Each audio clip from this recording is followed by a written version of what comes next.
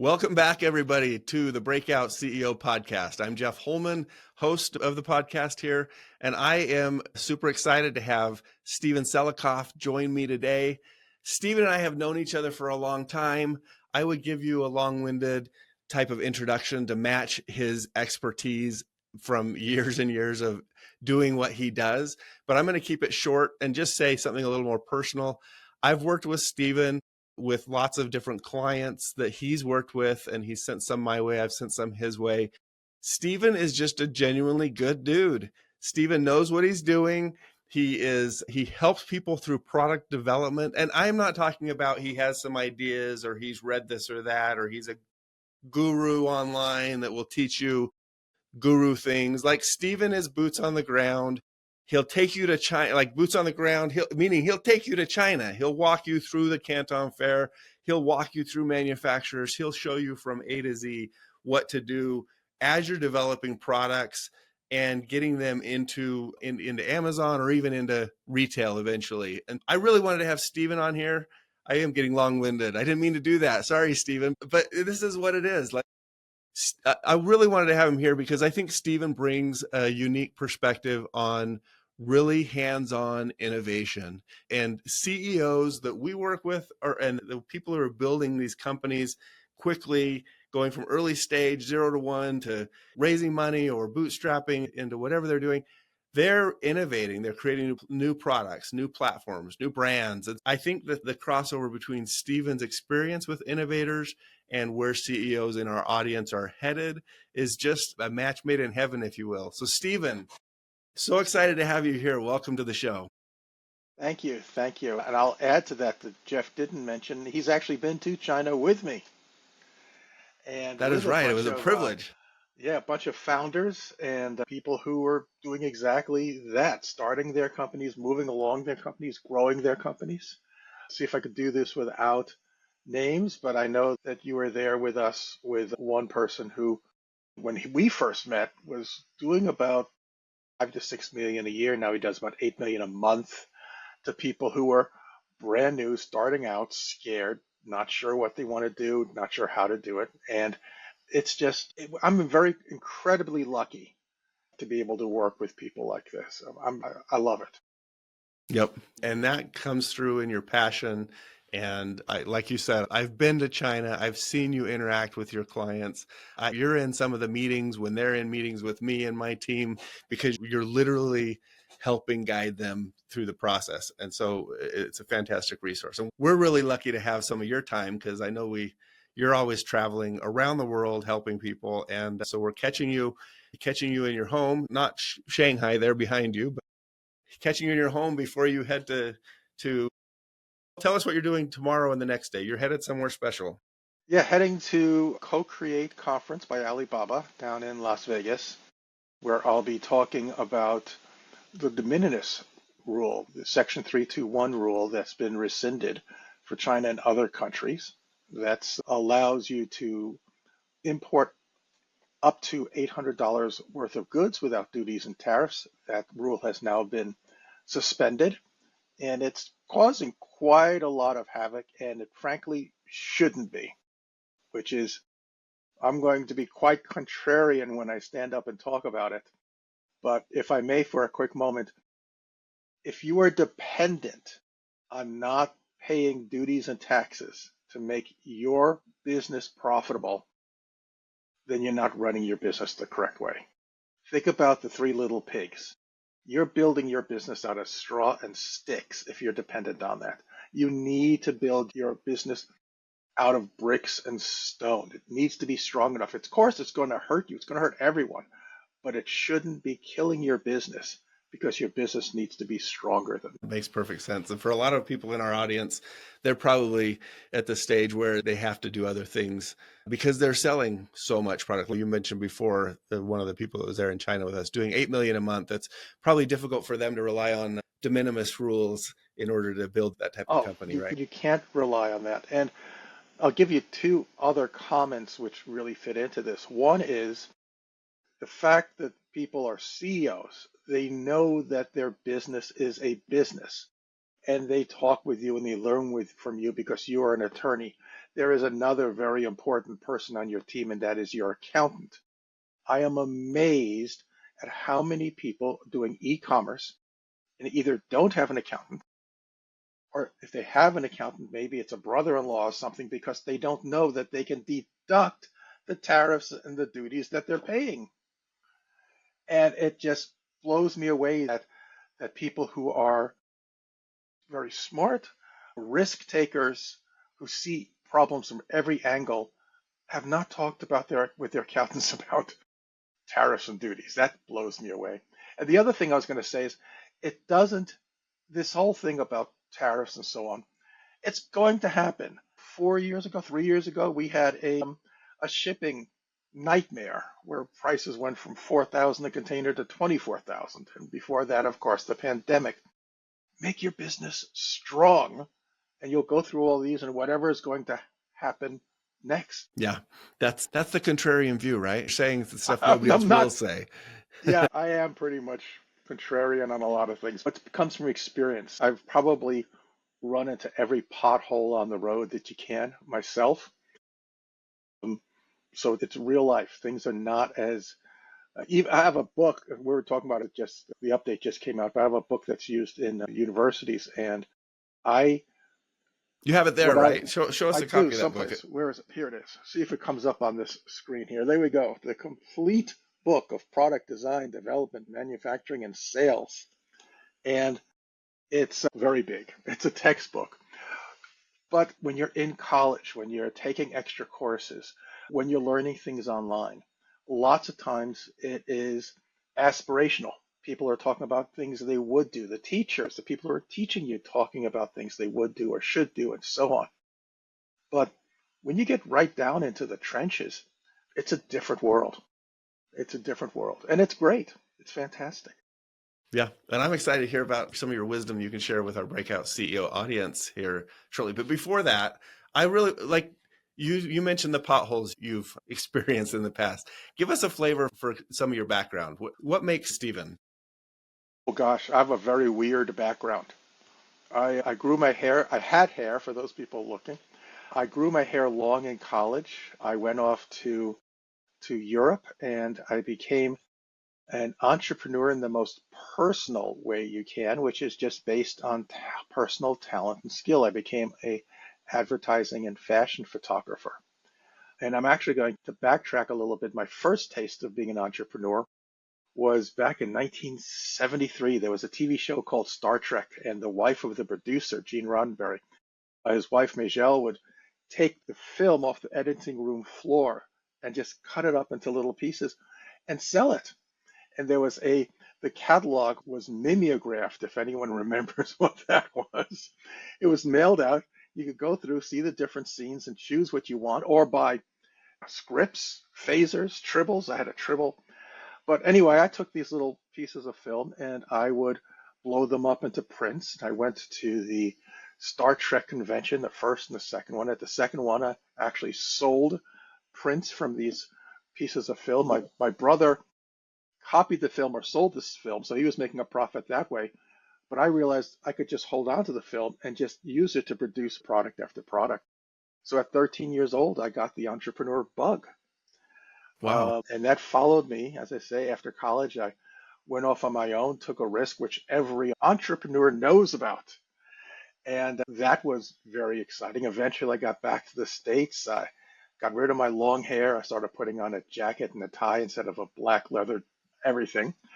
And I took on serious roles and worked in serious corporations, including Microsoft. And I was there for 14 years, where eventually I became global business manager of worldwide retail sales and marketing, which was very stressful. I earned my eventual heart attack, but Uh, also absolutely amazing. And I had a chance to work with a couple of my bosses, which was like every day was a year of being in business school, meetings with Steve Ballmer and so on. And then I'm supposed to be retired, but I suck at it. So the whole well, time, most while what I was moved at you? Microsoft, I was also Oh, doing my own business on the side. So I've yeah. never let go of it. What was the transition point for you? Because Microsoft in charge of retail sales, like that's a big deal. And I get it. The heart attack is probably I just guessing that's probably a motivator there. But outside of the heart attack, like how did you make that transition? What was doing a side business and just building it up? Or was there a moment in time where you're like, I just love this other side of it? What was that transition?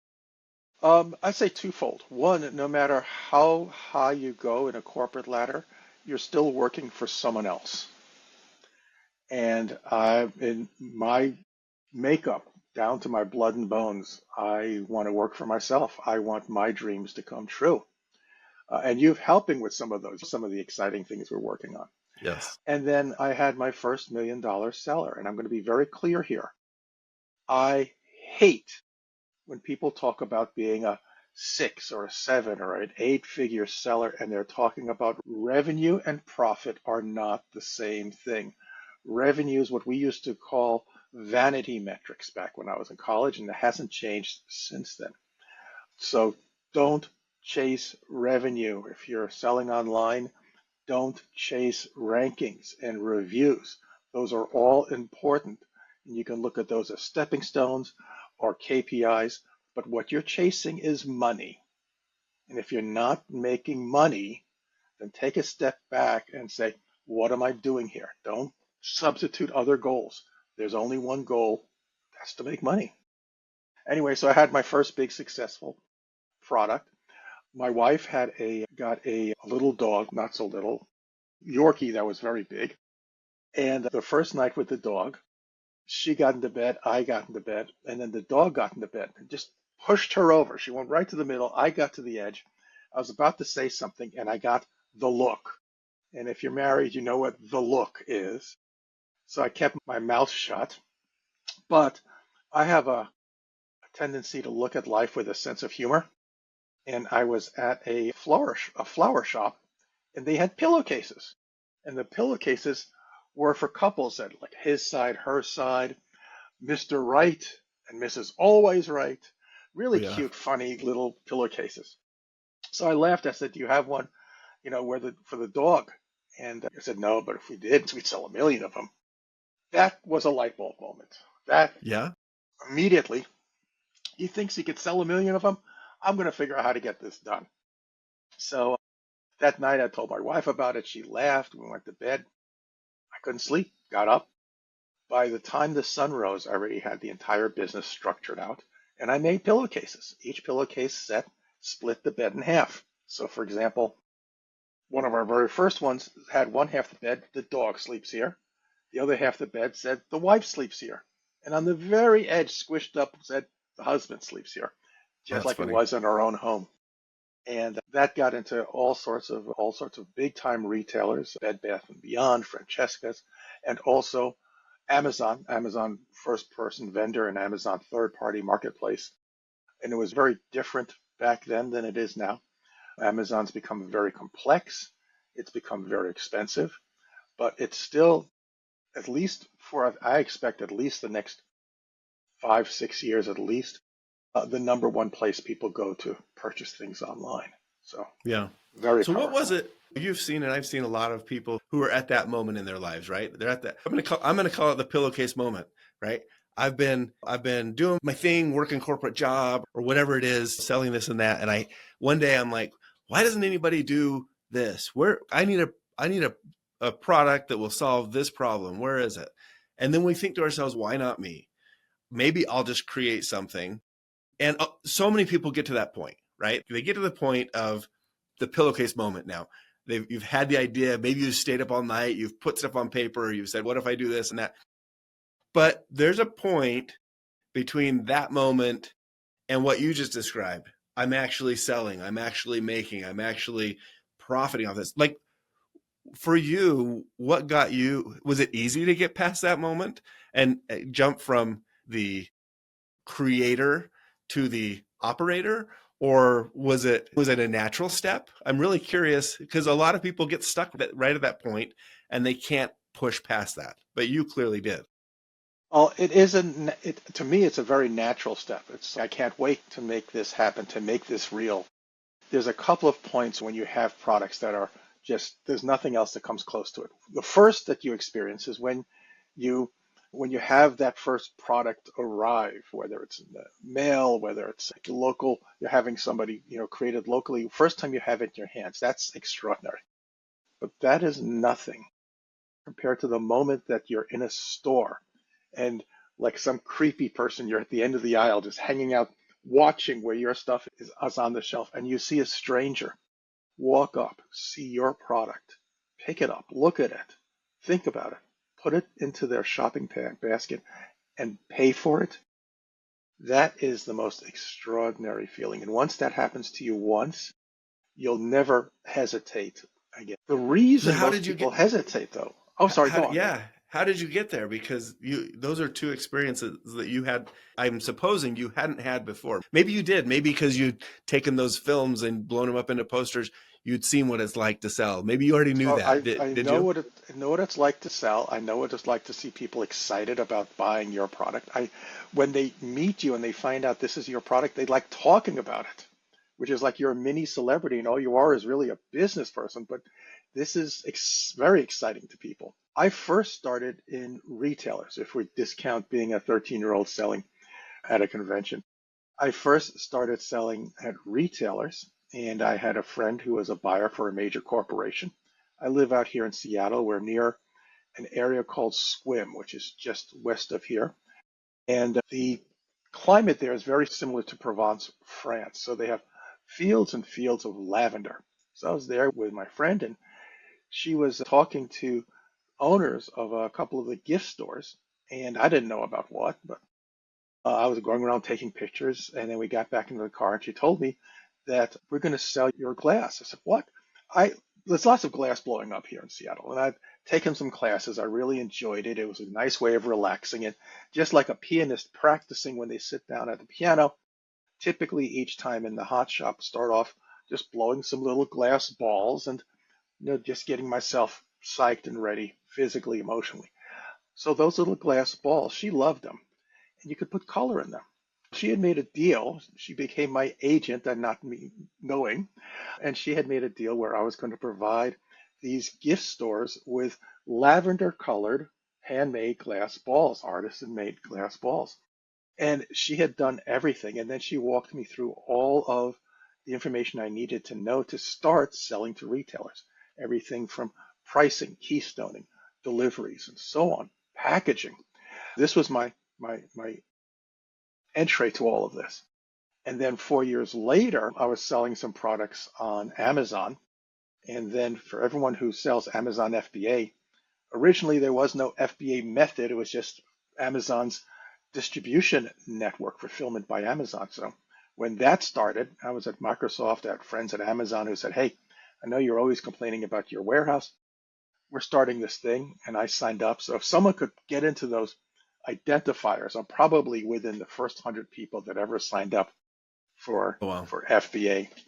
But coming back to that, taking that leap, I know what I'm doing. Most people don't take that leap out of two things, both fear, fear of not knowing how to do it, or fear that if we do it, it's going to go wrong.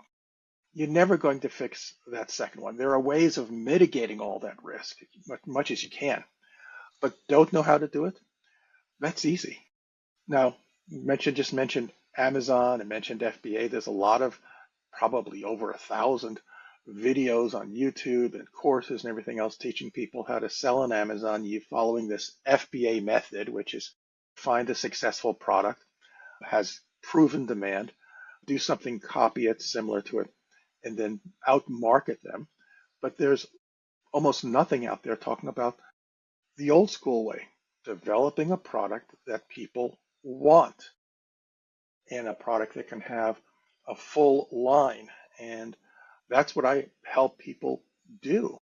And I do it, I just mentioned there's fear. And as an entrepreneur, you have to have courage. You have to take that leap. But you also want to mitigate that risk as much as possible. So what I did was I've built a product development model called the WTP product development model. Very easy. And WTP is an economic term for willingness to pay. And I think everyone knows the story. How much would you pay for a bottle of water in your home and you have water, but you want a bottle, compared to Right. how much would you pay if you're in a desert and you're thirsty and dying and you need a bottle? That's Or just at the WTP. airport, right? Oh, yes. When you get through the security and you need something. But I use WTP in a different way. I use it in, if this is a product that existed, solved a problem that you have, dear Mr. Customer, Mrs. Customer, how much would you pay for it? You start off by finding that out from as many people as you can. You get an average of what people expect to pay, what they think the value is in dollar terms of the solution or the desire that you are fulfilling. And you use that as your North Star through entire process. So when it comes to designing it, you want to make sure you design it in a way that fulfills what people are expecting, but can still be manufactured at one, in our case now, 1/10 of that WTP price. You want to make sure you're profitable from the very beginning. And by using that as a North Star and then dividing it by your multiplier, you use that to guide your design. More importantly, you use that to guide your manufacturing and your raw cost, and eventually your landed cost of goods sold. So if you know that everything is geared from the very beginning to result in a price that you the price to you that you can then sell either directly to consumers or to retailers and still make a profit, a healthy profit, then suddenly you've got a business that you can grow, that you can live on, you can exit. You've got a business that investors like. You've got a business that can change your life. And it's the best job in the world. I love that. And I've seen you do it many times over. What I love about it really is that you mention that there's really this end result that you're going towards. And for you, profitability in this field, it guides everything. Not just, hey, I have this cool idea. I hope it's profitable someday. And we're going to go through all these steps and then we'll figure out what the profitability is. If we can sell it, no, profitability is guiding this entire process. Like from what the product is, how it works, how you make it, how you sell it, what channels you go into, everything not just leads up to, but is founded on profitability. So I love that. And I think having that North Star helps answer the question, like, how do people take that leap? If you're just doing it blindly, like you said before, you're full of fear for different reasons, and having that North Star, profitability or whatever it might be, is going to give you guidance and know at least how to orient yourself as you're going through the process. Have I ever talked to you about the 4 fears of innovators by chance? No, tell me. No, I came up with this because I work with so many innovators, and I'm like, I don't know, it was like probably 6 or 8 years ago. I was like, in fact, you might have even answered a poll on Facebook. That might be around the time we met. I did a poll on Facebook, and I said, with this forum of innovation people or inventor people, and I said, what fears really keep you from taking action with your invention? And I said, I've postulated there are 4 fears, right? And you mentioned 2 of them. There's the fear of failure. That's one. People don't want to fail. There's the fear of unknown. I just don't know what I'm doing. There's the fear of loss, which for a lot of inventors translates almost directly into theft. Someone's going to steal this from me. And then there's the 4th one, might be counterintuitive, is there's a fear of failure. Sorry, I said that backwards. There's the fear of success. That's the last one. So failure, unknown, loss, and success. And people are afraid of those. And what you're explaining is, I've always said, hey, action is the solution to fear. Because when you act on something, you bring the futurized fear into the present. You now know what's going to happen. There's no more reason to be afraid of the future because it's the present. You might not like what happened, but at least you know the answer. So it's not unknown anymore. You already know whether you're going to fail or succeed. And your explanation reminded me of that. And I've always been an advocate for the people I'm talking to. How do I get you to act? Now, you've added one more thing in there. I'm going to say act smartly, mitigate your risks. Don't act in a dumb way. I think people get hung up on, is this a dumb thing? If you're going to take a leap, wear a parachute. Yeah, exactly. I think I talked about this with another guest just recently who hasn't aired yet, but it'll air soon. And he was like, hey, I got to mitigate my risks. Like I want to succeed, but I do that by identifying it and mitigating the risks along the way, not by just blindly blowing through towards what I think is success. Yeah. Anyway. You were working with us on a really innovative toy. Mm-hmm. And there's only a couple of toys out there that are as innovative as this, and I've hit the market. And I know that when we hit the market, one of our advantages is going to be our price. Because it's very obvious, once you start doing this for a while, it's very obvious to see companies, products, services that are put out there with the idea of let's get this done and whatever it costs, we're going to have it done and then we'll multiply it by a few times and sell it. And that starts you off on financially shaky ground. And again, you've been with me in China. You know that the prices we get are dramatically lower than most people do because they go in expecting that it's going to cost something, and whatever that something is becomes what they pay. And when you go in knowing what you want to be able to pay, now you have a target price and you can make decisions, trade-off decisions, negotiating decisions, materials, and so on, so that you hit that price. But if you don't know where you're going, how do you know if you've arrived? If you don't know what your target price is at the beginning, how do you know that you've got the right price? And lots of times I see this with inventors. I rarely don't see it with inventors. They want to have it done. They put themselves in the hands of people who are saying, we can help you, we can do this for you, we'll teach you how to do this. And I've seen this with Shark Tank clients as well. And then suddenly they've got a product that they're not making money on because it would just be too expensive to actually put out there and sell. You have a great idea, you can make it happen, but you need to think about selling it from the first step.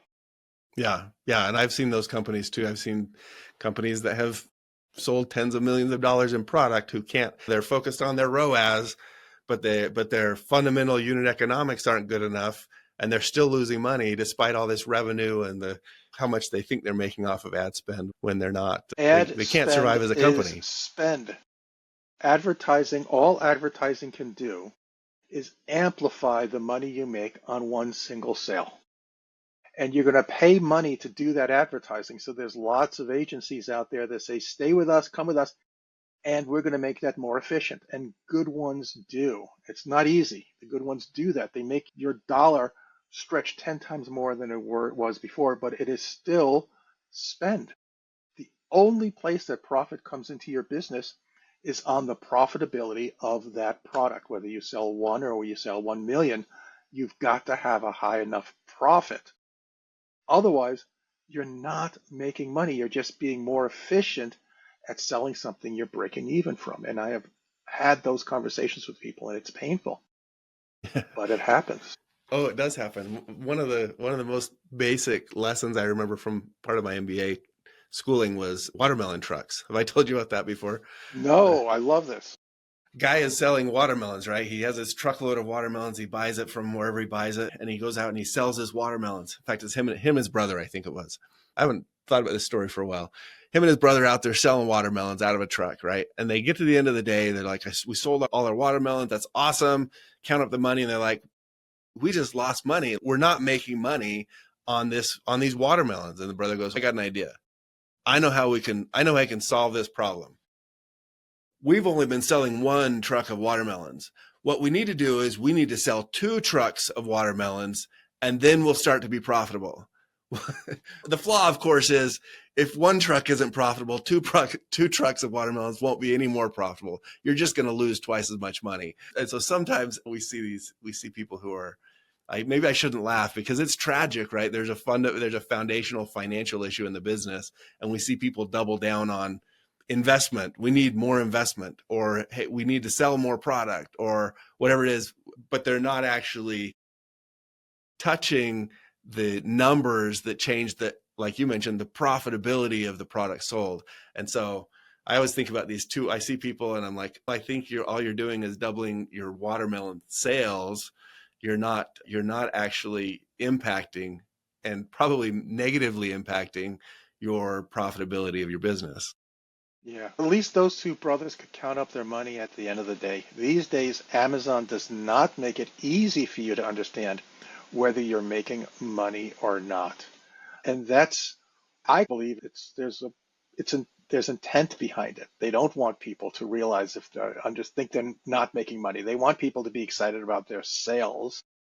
But as I said at the beginning, this is all about making money. Amazon loves to see you spend money. Since COVID, the two fastest growing revenue streams within Amazon are Amazon advertising and for third-party sellers and Amazon fees. It used to always be AWS. So it's crazy that the AWS is still bulk of income of revenue, but these are two fastest growing revenue streams. That's insane. So yes, people may not even realize that they are losing money. On the other hand, I did a trade show once, and the fellow next to me spent 5 days with his head on a desk crying because he had just landed his first big deal with Bed Bath & Beyond and didn't realize he was losing money in every single sale. It happens out there. Yeah. It's Get the accountant, like we were talking about earlier. Yeah. Get an accountant. Yes, for sure. So I want to, if you have a few more minutes, I would love to. I love talking with you, Jeff. Oh, I love it too. And time flies very quickly when we're chatting like this. So for the companies out there that have hit their stride, right? You mentioned one person who's doing 8 million a month in sales. For companies that are maybe there or on their way to that point, what is it that they should be thinking about, and how do they, because they're going to hit a couple like probably known obstacles on that path, right? It's kind of like 0 to 1 is one stage, but 1 to 8 million a month, that's another stage. What are a couple of those obstacles that you've seen people hit along the way? And what are the ways that CEOs of those businesses are able to break through those obstacles? I'm going to split this into two types of companies. One is SaaS companies. You know what your burn rate is, you know what your burn rate should be, and just spending more is not going to get you closer to releasing your product and having it be the success that it should be. So, as a CEO, and you know how I hate the term CEO. Sorry for everyone who's listening who's a CEO. I'll explain in a moment why I hate it. But your job is to make sure that you are going to be able to launch, that your burn rate stays where it needs to be, and then you're able to do whatever it is you want to do at launch, whether it's an IPO, an exit, or so on. If you are already in operation stage, a lot of SaaS depends on social media marketing. Luckily, physical products have other methods. You need to be able to watch your budget. That's where a lot of companies lose their money, is on marketing, so people will be aware of their product and then buy it and fall in love with it and everything else. For physical products, it's different. It's also money, but you've got to be able to watch your money, understand how much you're spending, and be prepared for success. Because if you have a product in Target, Walmart's going to want it. If you have a product in CVS, it's going to be picked up by Target. Once you have success one place, other retailers are going to want it. And that means you're going to have to create product, inventory. You're going to have to take money out of your pocket and so on. So be prepared for your success. Be prepared for the money challenges. What does that mean? If you're going to be using invoice-based financing and factors, so get prepared with that early on. If you are working with manufacturers, work with them from the start so that you've got payment terms. That gives you free money. If you're paying 10% or 15% up front and you're paying the balance 90, 120 days later, you've just gotten a 3-month, 4-month loan free. Make sure that you take advantage of an accountant who understands not just cash flow, but projected cash flow. So you know how much money you will need to be able to afford that success. So I say the biggest challenges in both cases is financial. There's one other challenge. There's not much of a challenge, but I'm seeing it all the time now online, and it makes me laugh. There are people who sell courses on how to sell your service, whatever it is, to high ticket buyers. And their solution is always the same. Make sure that your offering your services to people who are making 5 million, 10 million, 50 million. So now all over my feeds are all these things saying, are you a CEO making 10 to 50 million dollars? We can help you. This is someone who's never had success in their life, but they're going to help you only because they're qualifying their leads. That's how they've been taught to make a bunch of money. If you're making a bunch of money, as a friend of mine from Shark Tank said, the moment your show airs, you have a $10,000 target on your back. The moment you start publicly saying, hey, we're bringing in this X amount of money, you've got a $10,000 target on your back or more. Just be aware of those.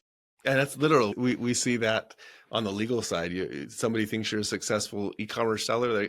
You're going to get trolls go to your website, try to find buttons that don't work, and sue you for ADA compliance issues, or sue you for FTC advertising issues, or sue you for FDA food labeling violations, or just because they think you're successful. Yeah, maybe they're not coming after you as a client, but they've used the same lead qualification to find you and send you a legal demand letter and looking for that $10,000 to $25,000 payout, or else they'll sue you in courts. There's an interesting parallel there that you mentioned between some of the gurus and how they qualify and some of the opportunistic legal entities and how they qualify their targets. So that's really interesting. When you get to that point, I'm not saying if, I'm saying when you get to that point, you're saying, wow, this is big. It's like the old parable about someone on the back of the dragon. Everyone's impressed, and the person on the back of the dragon says, how did I get up here? It's when you get to that point, believe in yourself. You did what very few people have been able to accomplish. Relax, breathe. You figured it out so far. There are people out there who can help you who are for real. Talk to them. Oh gosh, what is his name? Famous salesman said it's great to learn from your mistakes. It's better to learn from other people's mistakes, and it's best to learn from other people's successes. So you're there, you're doing it. Ask for help. It's totally a normal, best thing about being human. And believe in yourself, because you can move on. You can make it grow. Yep. I don't know if that's advice to end on yet, because I have one more question for you, but that's something I talk to a lot of my clients about. I'm like, hey, listen, if we can get you to act like a second-time founder instead of a first-time founder, you're going to be way better off. And the way to do that is to surround yourself with people who've been there and done that and can help you see around the corners that you haven't been around yet, but they have. I love it. I haven't ridden a dragon yet, so that's going to be something I'm going to add to my bucket list probably. So if you know how to get on that dragon or find those dragons, let me know. But I'll tell you, I don't know about riding dragons, but I've fought against a lot of windmills. We'll mix our metaphors there. I'm going to have to ask deeper about that story another day. For the CEOs who are listening out there, you've been around the block a bit. You've helped a ton of people through these paths, navigating with the experiences you've learned, whether it's from some of your own mistakes or other people's mistakes or other people's successes. What's that parting advice you'd give to people who are maybe struggling to get through a moment in their business? They've hit that plateau. They want to break through the other side. They want to be that breakout CEO, but they can't quite figure it out. What would you advise them to do? I think we talked already a bit about make yourself available to learning more. Ask, talk to people who've been around the corner, as you said. So I'm going to take a different approach on it. You've got a company, a big company, but you're facing the same fears you did when you first started your company and it was not even existing yet, just an idea in your mind. Don't let fear drive your decisions. Worrying about what can go wrong will never make things go right. Or worrying about what other people will think if you tell them what went wrong. I think that's got to be mentioned.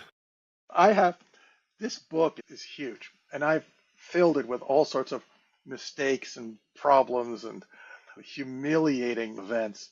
And people remember them, and they come up and they meet me. And I've met strangers in airports, and they tell me about the failures I've had and how it's helped them. Don't forget that Edison took what was like 2,447 or something of that attempts at the light bulb before he got it right. If things are screwing up, you still have more than 2,446 tries again. So if it's good enough for him, it's good enough for us. Very good. I love that. Stephen, it's been a pleasure. As always, we run out of time too quickly on these phone calls, but I'm so glad to reconnect. Good luck with the co-create. I'm going to highlight it one more time because you're going to be out there speaking. They didn't invite you to come just attend the event. They invited you to come and actually speak at the event because I know you've got those strong ties with Alibaba and with just the presence out there with your book. Again, the book is, share that book with us one more time and Yeah. let the audience know where they can find you, whether they're looking for product development help or just sage advice. Well, How the can they get book a is hold of on you? Amazon. My name is pretty unique, Selikoff, and the book is the complete book of product design, development, manufacturing, and sales. And how to find me, I'm excited to say that we have relaunched, rebranded ourselves. We had a very long name, just like the book. I guess I have a tendency towards that. And we have just rebranded as Product One because the product is the biggest priority you have in making money. Make the product profitable, then you'll be profitable. So we're at product1.com, and that just launched. I'm super excited about that. And it looks great. I popped over there before we got on this call.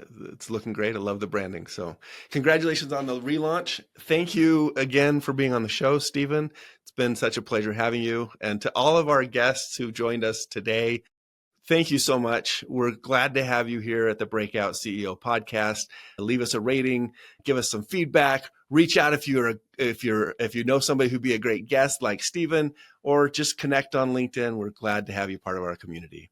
Thanks so much, and we'll see you later.